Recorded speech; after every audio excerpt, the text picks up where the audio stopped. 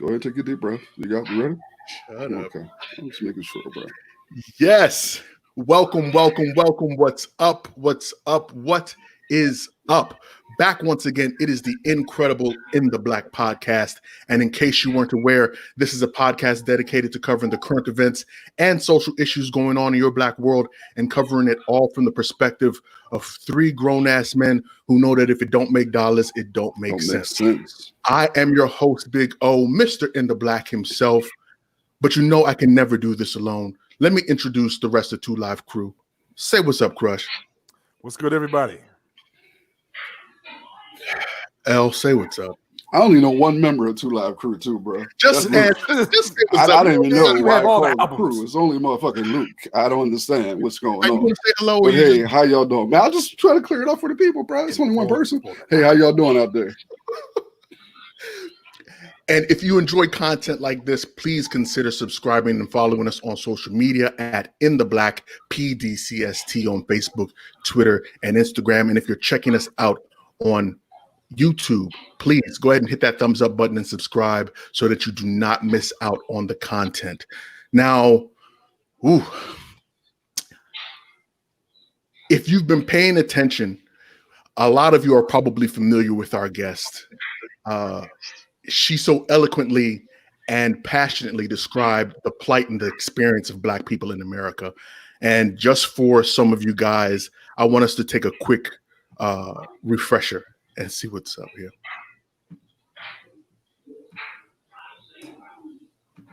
It's not ours. We don't own anything.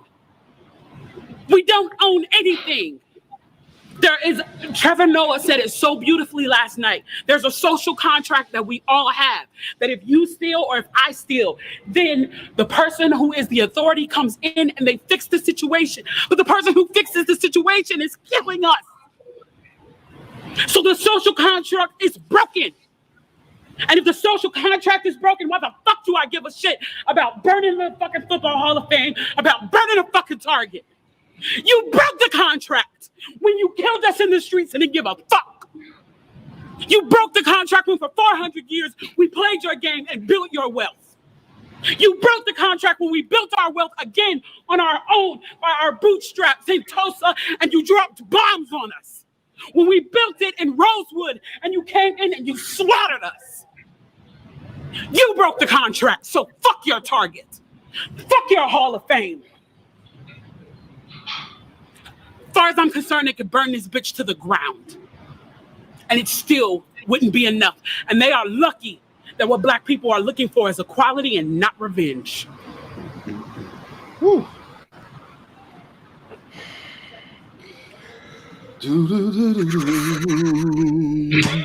Please help me welcome the incredible author and activist, Kimberly Jones. Miss Jones, what is up? Hey, I'm just trying to speak for the people in these streets. Thank you. Everybody. Thank you. Thank you, sister. And thank you. Thank you. We appreciate it. Fully Now, appreciate it. Let's get down to the meat and potatoes of everything. The video. How did that come about? Was it spontaneous? Yeah, it was completely spontaneous. It was just, we were downtown and there was going to be another protest happening and we were hanging out downtown and I noticed all these people like cleaning up and I was trying to, I just started asking questions like, what prompted you to come clean up? And I even asked questions like, where'd you get the cleaning materials to get the graffiti off the wall and all of this? And people had, spent their own money and came down with their own bags and organized their own groups to come down and clean up. And it kind of struck me in an odd way because I had tried to put together, I'm originally from Chicago, but I live in Atlanta. And I was trying to put together a community cleanup just a few months prior to that in Bankhead. And I got the city to donate a dumpster and I got an organization to give us trash bags and all of that stuff. And I had 4 people show up and we were only able to get 3 or 4 streets cleaned in the community. So then I'm watching all these people downtown Atlanta, all of these African-American people downtown Atlanta, cleaning up property that we don't own, cleaning up property that in the right moment on a Friday night, somebody would try to run you out of there. And it upset me. And I started talking, and David Jones, who is the documentarian, he was putting together a documentary about the civil unrest and what it was. He was out there, and he was like, "Do you mind if I record this?" When I started talking, and he hit play, and that's the video that came out. I don't think that it would be an understatement to say that out of everything that we've seen, and we've seen a lot of talking heads come up, and I don't mean that disparagingly, I just say that as a descriptor, right? Mm-hmm. That was probably the most powerful thing we've seen through this whole movement that's spawned. I'm going to assume that your life has changed a little bit since that video dropped. Just a little bit. I definitely, the interesting part about it is a lot of people, think that I'm like new to the movement, and that, this video kind of like sparked my participation in the community. And that's not really true. I've been involved in community organizing and in many different ways since I was young as like 6 years old, honestly. What this has done, the good thing that has come out of this is it's given me a platform, and it's given me access to people who have the revenue to make some of the things that I've been working towards come together a little bit quicker, a little bit better. And some dreams that I had dreamed that I started to get concerned I might be dreaming too big and they might not happen, has made it so that they, appear more attainable to me. So that's the biggest change. I definitely have a bigger following. Like, I think I had like 2,500 followers on Instagram before this video. Now I have like 215,000 followers on Instagram. Man. Okay. That's what's up. Yes. All right. Yes, indeed.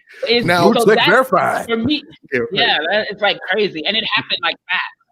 Yeah, I got verified and all this shenanigans. So I think that's been the biggest change, is that it just like it just really like opened the doors for me to take my message like to a broader scale. And then initially I thought it would be like a national response, but it's proven to be a global response. Like they just put a 40-foot mural up to me in Belgium. And there's like I got a hood mural in Oakland. That's what I'm excited about.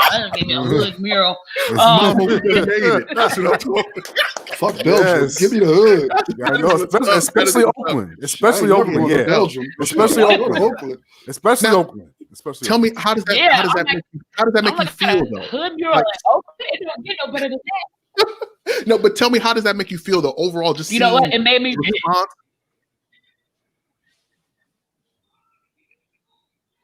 I think it makes me feel more responsible, right? So it's like it has put the onus on me to be like, okay, now that all of this has happened, like, what are you gonna do now? Now that you have the world's ear, like, how are you going to use that for the betterment of your people? Like, how are you going to use that to push the envelope, to push the envelope forward?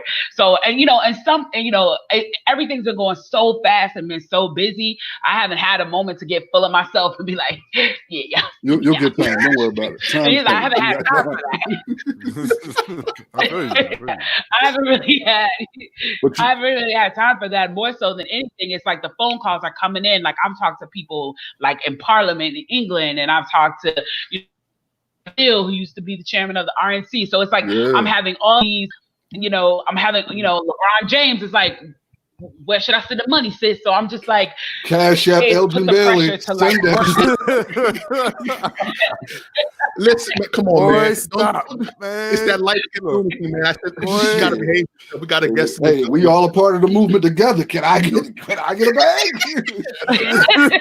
I'm out here. Shit, why not?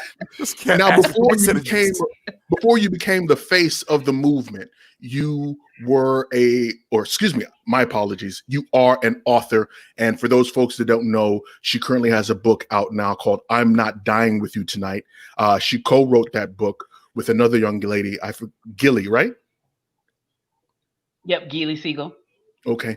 How did that book come about? Was that born from your own pain, your own trauma, or is it something that you had been working on for some time? The interesting thing about it is how that book came to be is It was inspired by the unrest in Baltimore in 2015. So Geely and I started working on this book in 2015.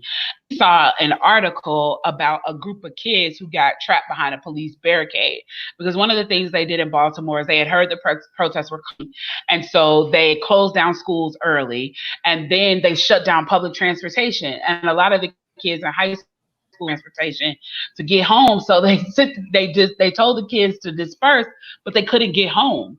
So there was this little news story where the kids got trapped behind a police barricade. And, the news wants to center the riots and the things that they can sensationalize, but nobody ever circled back to that story. And Geely and I are both moms. We both have teenage kids, and we're just and I don't think our kids weren't teenagers yet. They were middle schoolers at the time, but we're like, what happened to those, what happened to those kids? And as moms, we got concerned. So we tried to call the school and track down the kids and see what was going on. So Geely came up with this idea, because we're writers, a way for us to process it and use it as a tool, like what could have happened to some of those kids in the night. So although it was inspired by Baltimore, we set it in Atlanta, and it's about two girls, one black and one white, who are 17, who have to survive the night together in race riots, that they're not part of the unrest. They just, like these kids in Baltimore, they just got trapped out there, and how they're trying to survive the night to get home. So it's a very fast-paced book. The timeline of the book takes place over about a period of about 4 hours as these girls try to navigate the night. And the interesting thing is we started writing it in 2015. We finished it in 2017. We sold it in 2018. It came out in 2019, and then this happened. So it almost feels like prophecy now. Right.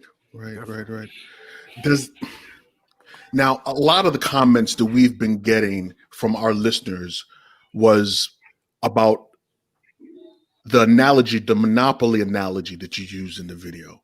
I think that impacted people a lot more. Well, I'm surprised that it impacted people as much as they did, because the entire video was incredible. But that's the one thing that kept repeating itself. Do you think that your background as a writer, did you channel your inner, you know what I mean? Did you channel your inner writer and come up with that analogy, or is that something that's been percolating in your mind for some time? Or I feel like the ancestors gave me that message. I'm not even being funny, because I think that I'm sorry. Yeah, because I feel like, listen, I'm gonna say the taboo word that everybody hates, right? I feel like they owe us some repetition. And I feel like they're not able to connect the dots on the timeline of the wealth. And so I feel like that analogy, the Monopoly analogy, made it clear to people how slavery and Jim Crow and Tulsa and Rosewood, and I can name a few more, Seneca Village, Nova Scotia, the sharecropper massacre of Florida. It's about 30 instances like Tulsa. Tulsa was the most brutal, but it's about 29 or 30 instances like that transpired. And for the most part, it was devastating to communities where Black wealth had been built. And so I don't think people really make the connection between the wealth that was built during slavery, the wealth that was beat down from us during Jim Crow, and how that's affected our standing now, and how it has given quite the advantage to our white counterparts. I mean, you look at companies like Brooks Brothers, who made all of their original money because they had a niche market of dressing slaves. So when slaves were coachmen, when slaves were butlers in the home, they all got dressed by Brooks Brothers. So that's slave money. So if you have somebody sitting on the board right now from Brooks Brothers, or a descendant of one of them who's collecting a check, they're still collecting slave money. So if you want to talk about the generational wealth that they've gotten from slavery, then you also have to acknowledge our generational debt. And so I think that's one of the things that the Monopoly analogy is helping people to recognize, is how that game played out. And it's funny because there's an organization I work with called the Girls Who Brunch Tour, which is an organization that gives workshop and programming to foster care girls between the ages of 7 and 18. I've been working with that organization for 5 years, and that I do with them is workshops. And so last year because they tour all around the country. Last year I participated in the Atlanta stop, and what I taught, I had the older girls, the girls between 14 and 18, and I was trying to teach them about real estate as a way of building wealth, and I use Monopoly as an analogy to teach them that. So it's kind of percolating in the back of my mind, but I had never framed it the way that I did in that video until that moment. That's why I was like, that had to be the ancestors, like, girl, set the stage so we can get our money. You know, and no doubt. I love the Monopoly analogy, but for me, what had me feeling some type of way and I was excited when you start talking about burning shit down.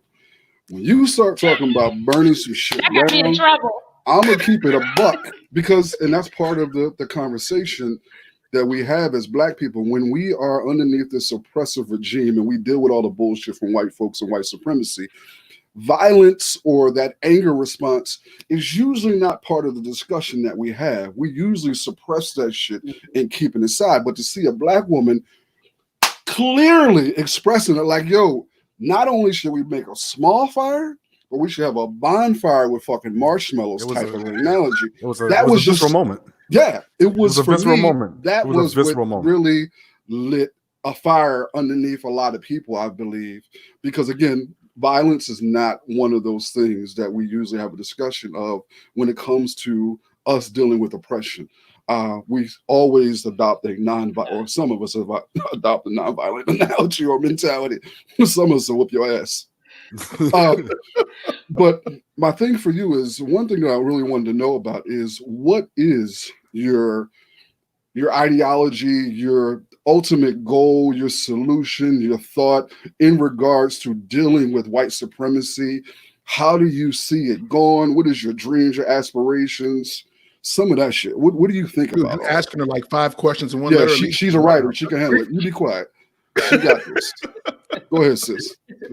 Well, I'll take it in chunks and pieces, right? Bless you. In terms of the piece from the video, you know, here's my issue is that I feel like we kept centering like they're having a peaceful protest and like this is happening, and you know, not all of it is this, and so and this consistent use of the term peaceful protest as a way to appease people who were anti the movement. And I'm like, what Colin Kaepernick was doing was a peaceful protest, and y'all wasn't rocking with that. Hey. And I've watched a lot of times where there've been peaceful protests. I watched live on the news today with that older white lady, Sheila Buck, who was having a peaceful protest. She was literally just sitting on the ground in an I Can't Breathe shirt, and they handled her like she was a dog and drug her out of there, even though she had a ticket and she was not breaking any laws. And so it's like this notion that we are supposed to buck our oppressor in a way that's appeasing to them is a ridiculous notion to me. Like,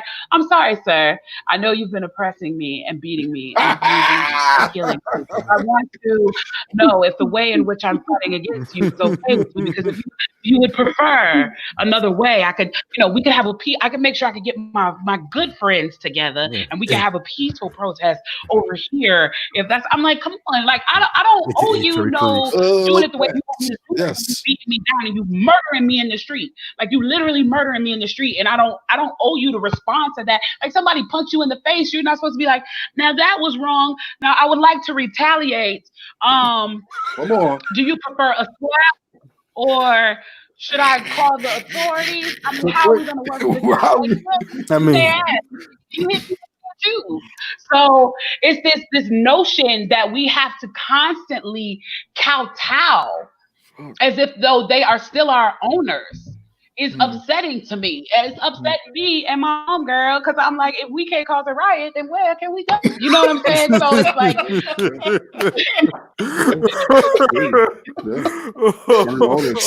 speaking of, let me ask you, with everything that's going on, how are things in Atlanta right now, given the string of incidences that we've just recently had? How are you maintaining? Where's your mental space?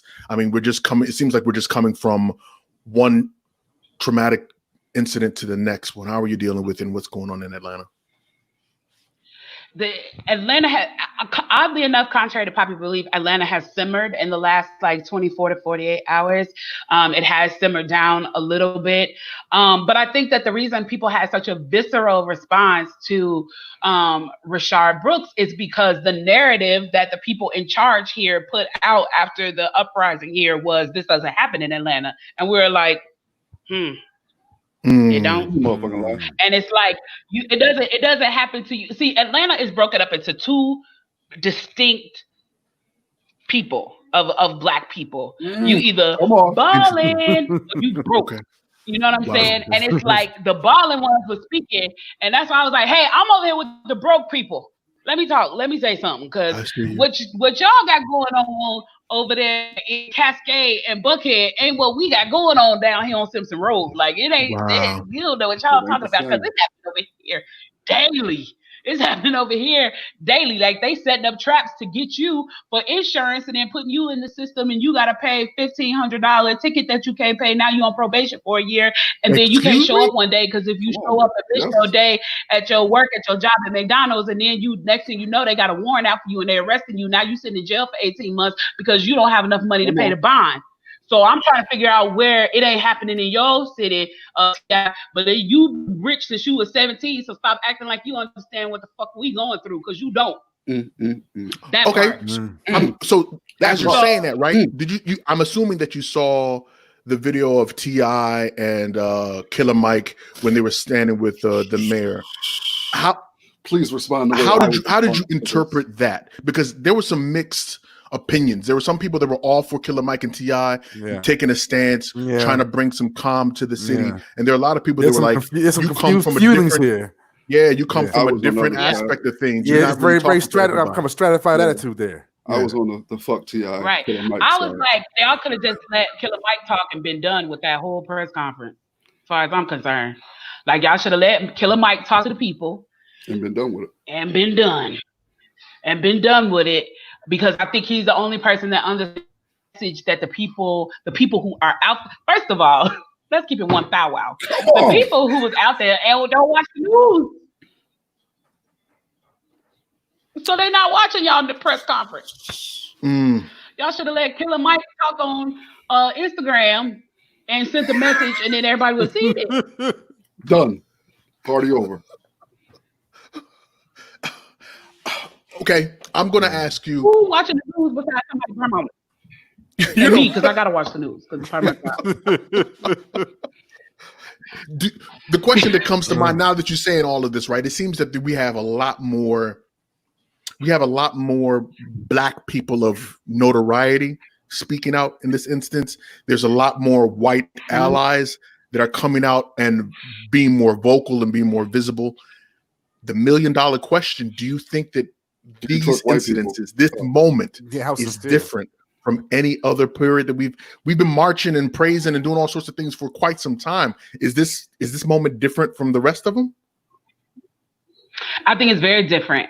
Because it's not like, again, like I said, it's not just like a national movement. It's a global movement, right? But I see somebody have posted in the comment about Dave Chappelle. I think Dave Chappelle did say it best. This has hardcore been a movement of the people. Yeah. This has been the people raising their voices. And I think we've had a lot of white allies, but I think we moved past that. Dr. Breonna McDaniel, she is absolutely brilliant. She another hood chick like me, and she just got a PhD from Cambridge. She has a brilliant children's book that deals with the unrest called Hands Up. And what she says is we don't need any more allies. We need accomplices, because allyship is you could get online and tweet, and you can make your little comment, and you can send your $50 to NAACP, and you're like, I'm an ally. But accomplice is like, I'm gonna give props to the lady Sheila who was on the news today. That's an accomplice, because baby, when I tell you she was risking her life sitting out there with an I Can't Breathe shirt at that Trump rally today, even beyond, the police probably pulled her out of there low key for her safety. To be honest, even though they did it recklessly, and I don't appreciate how they did, old Sheila, cousin Sheila, but we're going to call Sheila our cousin Sheila. They probably really understood the weight of what could happen to Sheila if they left her there by herself in that moment with all those crazy people. And so my issue is like, that's the level of work we got to expect from people, is no more allyship. We need accomplices. We need people who are willing to risk themselves and risk their comforts, because guess what? Growth is only going to come from discomfort. And I think it's time that people get a little uncomfortable and do what it is that they need to do in order for us to move forward. And I even say that to Black people. You are no longer going to be able to just be like, I voted, I did my part. No, you didn't. You did not. That's not enough. And first of all, some shit. I mean, poor people vote and rich people lobby. And that's the facts. Poor people vote, rich people lobby. So if we want to get these laws changed, all those people, all those celebrities that was in my DM flexing that day, so they feeling themselves like, sis, what can I do? Keep it 100. You can put some money together, get some acts together, so that we can start lobbying, so we can get some of these laws changed. That's what we need to be doing. We need to go to some of these cities, which is something that I'm working on. First of all, we're mostly affected not by federal laws, but by our local laws. I live in Fulton County. Weed is decriminalized. I can smoke a blunt in my car, drive over to the cab, and get arrested. That's crazy. Be done. So it really is your local laws that are affecting you. So what do we need to do? I was the campaign manager for a young man here named Christopher Brown, who was running for office in the West End. We came in second place. We came a very second place. We lost to the incumbent. It's very difficult to beat an incumbent like the person we ran against, because she had been in office for 30 years, and a lot of people were just going to press her name because that's what they know to do. But I'm gonna put all our business in the street, because transparency is the only way we're going to start actually making motion, because we have to share information with each other if we're going to get things done. We only raised $10,000 for his campaign, and we came in a close second and almost beat the incumbent with $10,000. So you could any of y'all celebrities give me $30,000 and I could start flipping these seats one by.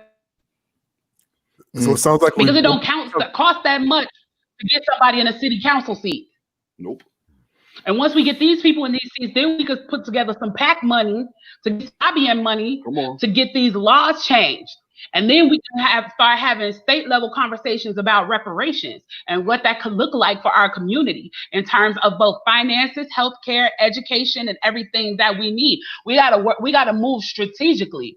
We cannot end this movement with all of this energy that we have and then go back to telling people to vote. No, y'all can't just get to vote anymore. Everybody do their part. And I don't expect everybody to be a frontliner like me. I don't expect everybody, but everybody gotta do their part. Y'all gotta do y'all part. You know what I'm saying? Having my crazy ass on this show. Part of your part. You know what I'm saying? Like artists we gotta start making our own propaganda posters.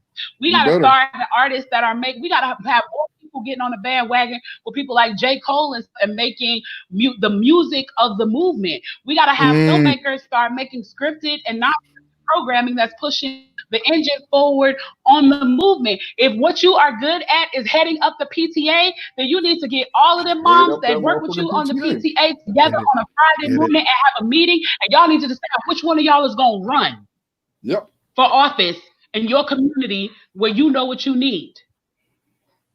Period, Pooh. Now, given what we've just discussed, now are you satisfied with what you've been seeing from some of these folks? Or is it just like we've been seeing and hearing this for some time, and I'm expecting more? Yeah, I have been wondering, does the energy feel now the same? The energy definitely feels different. I'm definitely going to say that the energy feels different, but I think what people need is some instruction. I think people need some guidance. I think people are like, I'm here, I'm excited, I want to be doing something. What is it that I need to be doing? And so I can't be the only one giving out the plans. I already know what I'm about to do. I'm about to do exactly what I just talked about. I'm about to start at a local level in my community. I'm about to start flipping these seats because it's a bunch of them. They got to go. And I'm going to do whatever I can do to get them out of there. You know what I'm saying? But everybody has to do that part. All of the so-called leaders and people in charge, you have to start giving people actionable plans. Nobody wants any more empty speeches. Nobody wants any more get out and vote. Nobody wants any more t-shirts. Like people want, when people are reaching out to me, and I'm talking about the people now, everyday Joe Jane, all of it. What they want is instruction, and they should be. And if you are calling yourself being in a position of leadership, no more speeches. That's why I've been quiet. People have been wondering why I've been quiet for the past couple of weeks, because I've been trying to put, I talked to the entire Black membership of Parliament in England on Zoom the other day. Like, I have been making my strategic alliances to do what it is that I need to do. And I need all of the other leaders of the movement to step up, because I can't do everything. Prison reform ain't my thing. You know what I'm saying? Defunding the police ain't my thing. But getting people in these political positions, that is my thing. That's what I want to do. And I'm a dig in and go hard on that. But I need the people concerned about prison reform to get on that and give the people actionable plans. I need the people who want to defund the police, and I need us to change the narrative on that, because that word defund is throwing people off when really what it is a reallocation. That was going to be our next question. I need them to I need them to get on top of it and give people actionable plans. The only people I've seen have actionable plans, been getting their shit together, is the people who are worried about diet. All the Black farmers I know that have Black farms and stuff like that, they've been giving the people actionable plans. They've been setting up weekend events where they've been allowing people to come and get bags and bags of fresh fruits and vegetables for free. They're the only people I'm seeing doing. As you look at brothers like 19 Keys and different ones like that, they're the only ones I'm seeing with actionable plans. Now, what I got to do in terms of this politics is going to take a minute, but trust me, I'm working on it every day. So I want the prison reformers, I want to see what you got. The defund the policers, I want to see what you got. The healthcare people, I want to see what you got. The only people making real strides in healthcare right now is an 18-year-old girl and a 14-year-old boy who created the app, the Not Okay app. Look them up. Those kids are fucking epic. They're the only ones I'm seeing doing real work in terms of Black healthcare, and they're fucking kids. And they're changing the world. So I need these grown people to get out their ass, because the movement is being led right now by the youth, which is dope. And they have all this energy, but they need some wisdom dipped in that with some guidance and some structure. And that's why they out there throwing bricks and shit, because we ain't out there. I'm a Gen Xer. I'm 44 years old. I was out there marching with my sister. We the only old niggas in the streets. And then a dude picked up a brick, looked over at me and dropped a brick, because you're not going to throw a brick in front of auntie. I don't want to. Hood people. Listen, I don't want to. Bourgeois Negroes are scary, and they need a little hood loving in these streets. Yes. I don't want to put you on a spot, because I know that you're making your moves and all that, but let's keep it 100. Have you spoken to anybody from the Congressional Black Caucus yet? And if so, what are you hearing? What are they saying to you? Shit. Not a one. Told you. Talk to anyone. Told you. And I don't know why we haven't seen and surprised at all. Cowards. Full-blooded cowards. I don't know why. Why are you feeling? Why are you Hold surprised? Full-blooded You want to tell me that Kamala didn't call you, Corey didn't call you, Clyburn didn't call you? Bro, they too busy handing out the kente cloth to the white folks. They handing out the kente cloth. They're kind of busy. So yeah, they're still knitting. They're still knitting the next set of kente cloth together. They're still knitting. You know, they're still knitting.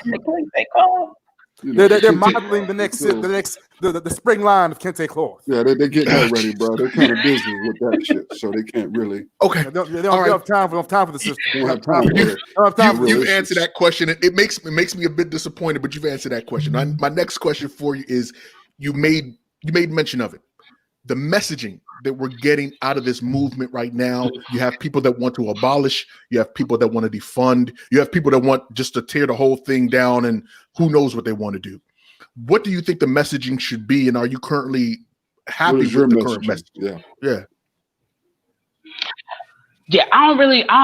It's funny because I don't like the headline, but I like some of the details. If that makes any sense, it does. I feel like the headline is intentionally deceiving, and so it's going to be very difficult to get people, even people who might even have a little criminal intent themselves. It's going to be very difficult to get people on board with the term defund the police, because it sounds like an abolishment of the police. And people are like, I know we need to get rid of the bad ones, but if this nigga come through my window, I'm gonna need somebody to show up. Only problem is he might show up and shoot you, but that's a whole other subject. But right.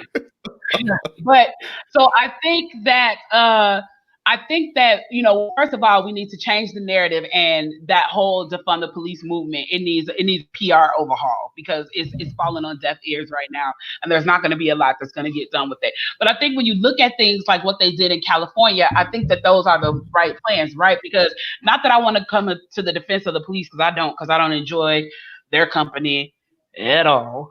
But I think that we are, to a degree as well, asking them to be responsible for too many things, too many situations. Like they are not equipped to go deal with a mental health issue that's happening. If you have someone that you've been alerted is having a schizophrenic breakdown, and they're in the middle of the street, somebody showing up with a gun and a license to kill is not the way to handle that. That's exactly what happened with Jamarian Robinson here in Atlanta in 2016, who his mama still has not gotten justice for that murder, where they fired over 90 rounds at that baby and 76 rounds hit his body.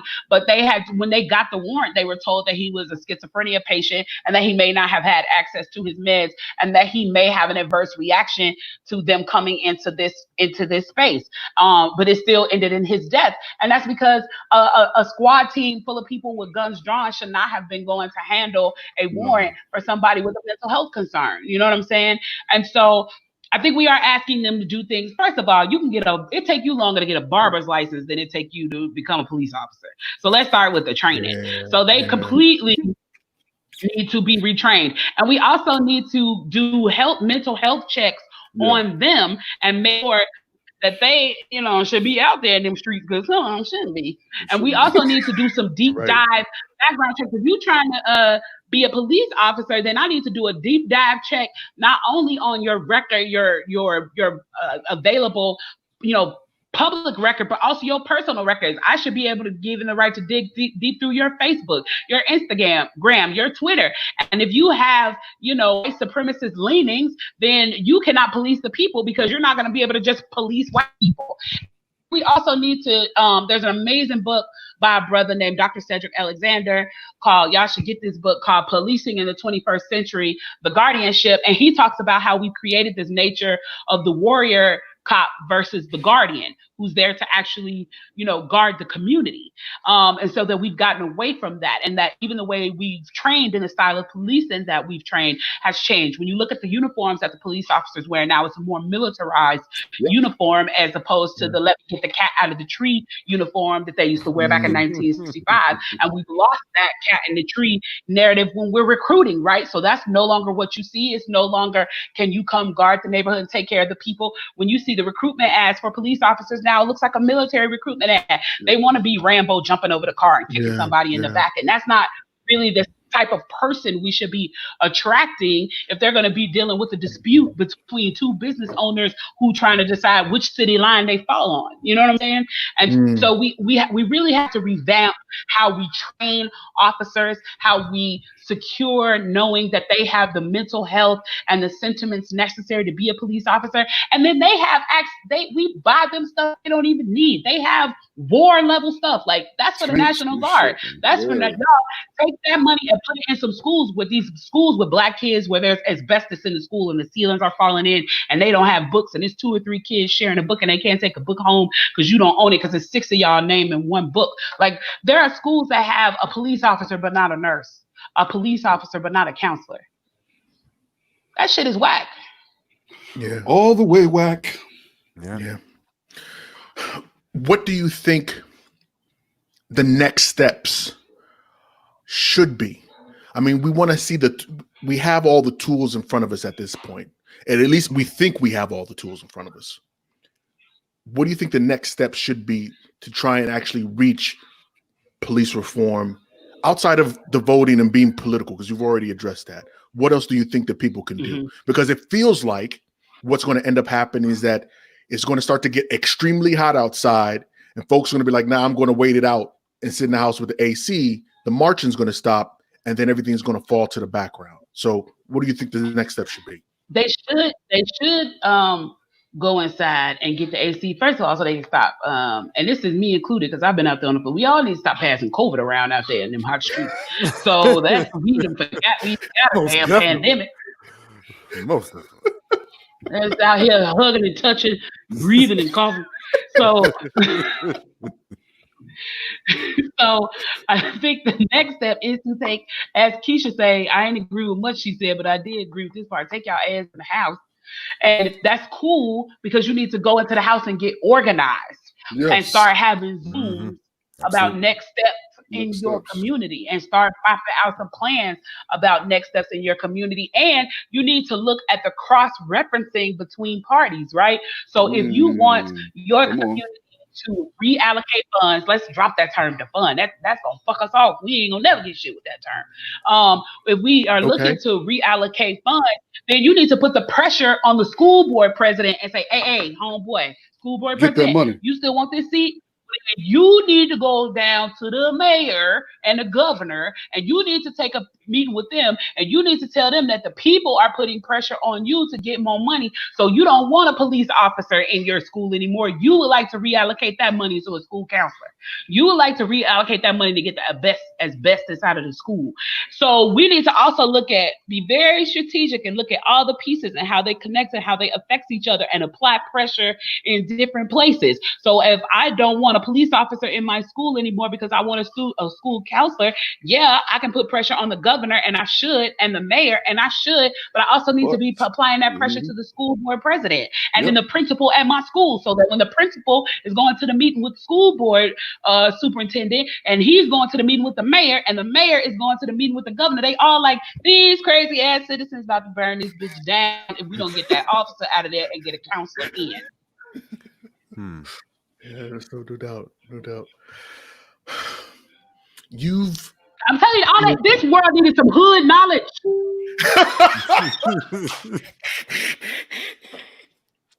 I'm extremely happy that you could come in and satisfy that portion that we've been missing. I'm gonna ask you, as a mama, you said that when you wrote the book, I'm Not Dying With You Tonight, your son was in middle school about that, or middle school age, right?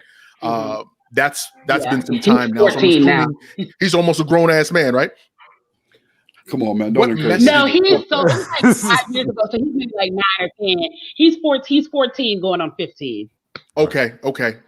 He's awesome. My question to you is how, when you're dealing with your son, when you're talking to your son, or when you're talking to those young ladies in the program that you were talking about before, how do you address them or try to help them navigate the ins and outs when it comes to dealing with white people, thing called white supremacy, or dealing with the police? Dealing with white people, sure. Well, the beauty of my situation is I let his daddy have those conversations with me because with him, because I feel like he's not going to get better knowledge about being a black man than from the black man that he admires most, which is his dad. So I let Andre and Drake have those conversations, and I leave that part up to daddy, and he has those conversations because there's an intimacy and an understanding there of that fight that I don't have access to. That I leave that up to his dad. You know what I'm saying? Okay. And so I don't know what them conversations be like. You'd be like, me and Drake went to dinner, and I'd be like, okay. And then we move on from it. That's what I'm talking about.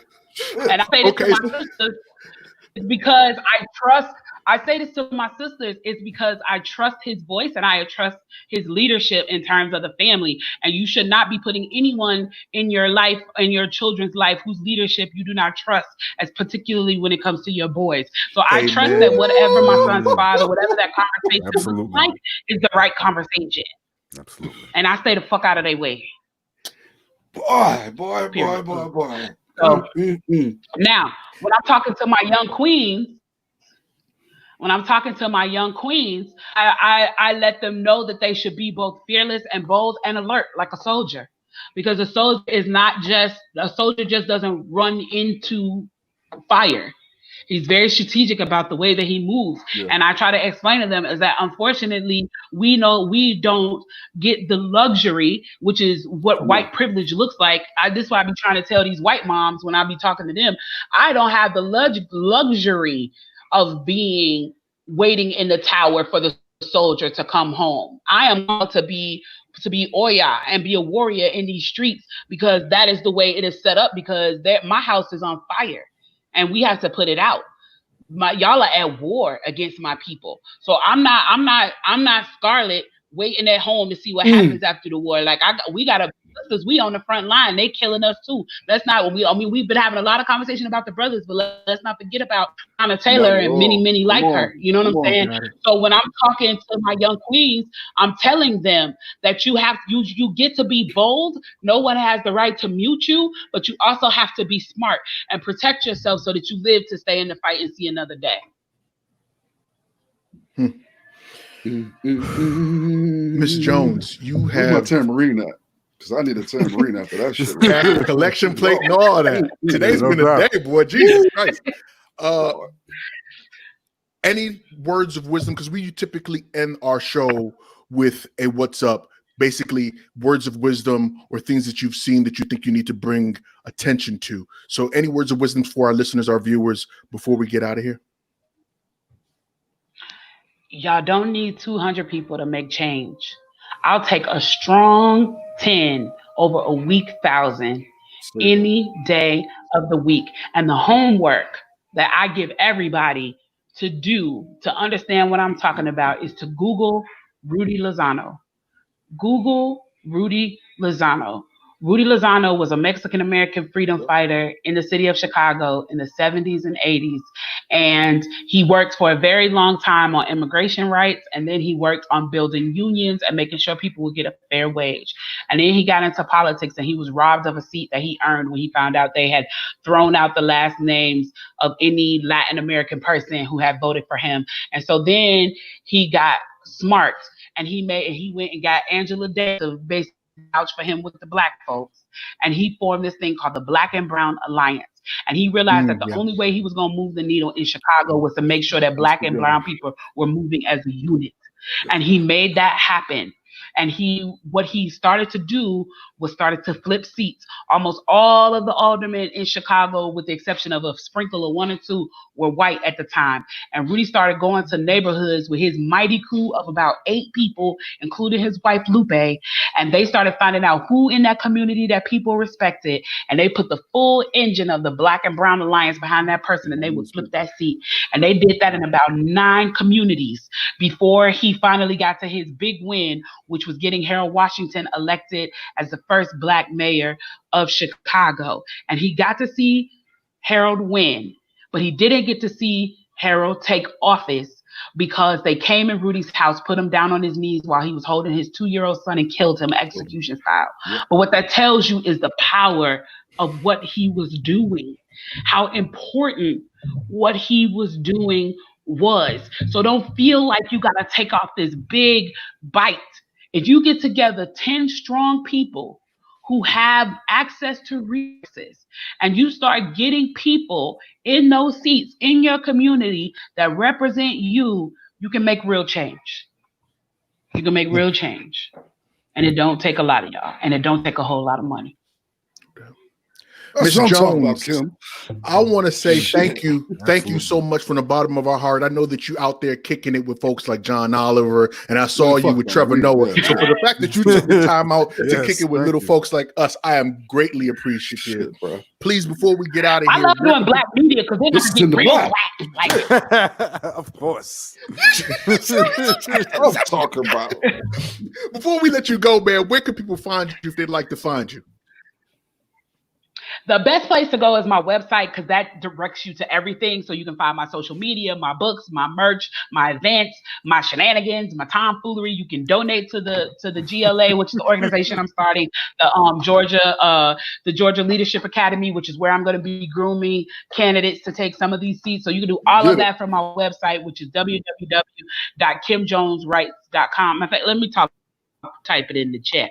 You know how to do these. Yeah. No doubt. We got it. If not, motherfuckers gonna fuck it up.